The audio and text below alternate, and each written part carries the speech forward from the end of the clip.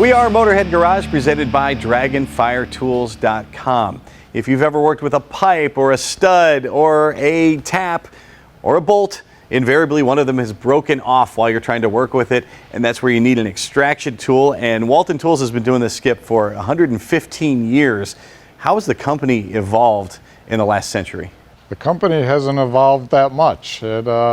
The tool was developed in 1908 and it's remained the same since. And this is a classic example, if it ain't broke, don't fix it, because you guys came up with this technology and it's become the industry standard, so you're sticking with it. That's it. Yeah, so for the uninitiated, how does an extraction tool work? A tap cuts threads in metal, and from time to time they break, and when they do, the tap extractor, the fingers of the extractor go into the flutes of the broken tap, put a wrench on it, and it rotates the broken tap out backwards. Now there's different numbers of flutes on different taps, and you guys have that covered as well, right? We do. There's 2, 3, and 4 flute taps. The 4 flute is the most common. And this is how the company started back in the early 1900s.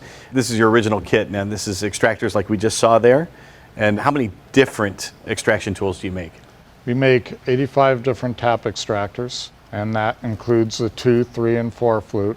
Besides standard machine screw, we also make tap extractors for pipe taps and helicoil as well. And once again, they're all completely different.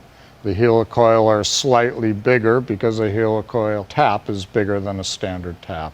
You said you guys haven't evolved much, but you did back in the 1940s. Right. This is some of the latest technology you've come up with, because you're working down inside an engine and you got some hard to reach parts, so the extension here will help you get to that. How does that work?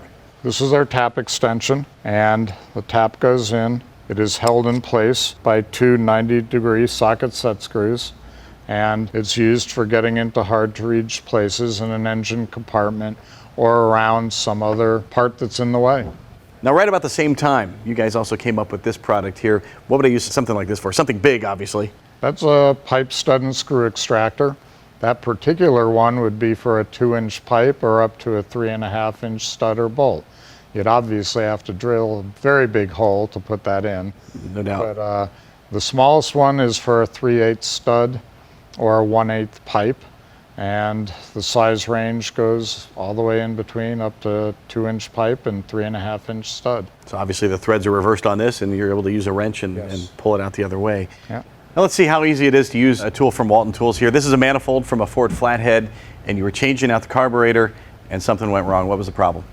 The stud broke, and I had to remove the stud and then rechase the threads just to make sure that the new stud was going to go in, and put the tap in, and it broke. At this point, the easiest thing to do is a little bit of lubrication always helps, and also some compressed air to blow the broken chips out from the broken tap, and then put a tap wrench on it, and then remove the broken tap as such. Simple as that, backs right out. Simple as that. Now the fingers on these, what happens if those bend or break? I know that they're pretty small there, kind of dainty, if you will. Over a period of time, they will bend and break. If they do bend or break, you don't have to throw the tool out. You can get replacement fingers that easily fit right into place. Cool. The tool comes apart and the fingers just go right back in and you're good to go again. And how many come in a set there of the replacements?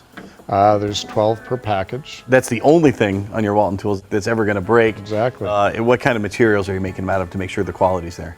Everything is tool steel, and everything is made in Connecticut except for the boxes, but they're made in the USA. Everything that needs to be heat treated is heat treated, and the only parts that are not heat treated are the collars and sleeves because they are not working parts. Definitely the quality's there, all made in the USA, which I know a lot of our viewers love. Where can folks get tools from Walton Tools? All of the tools can be bought through automotive, industrial, or plumbing distributors throughout the country and ultimately the world. All right, you can find them on WaltonTools.com to see what they have. You know you're going to need one of these eventually, so look them up and find a dealer near you.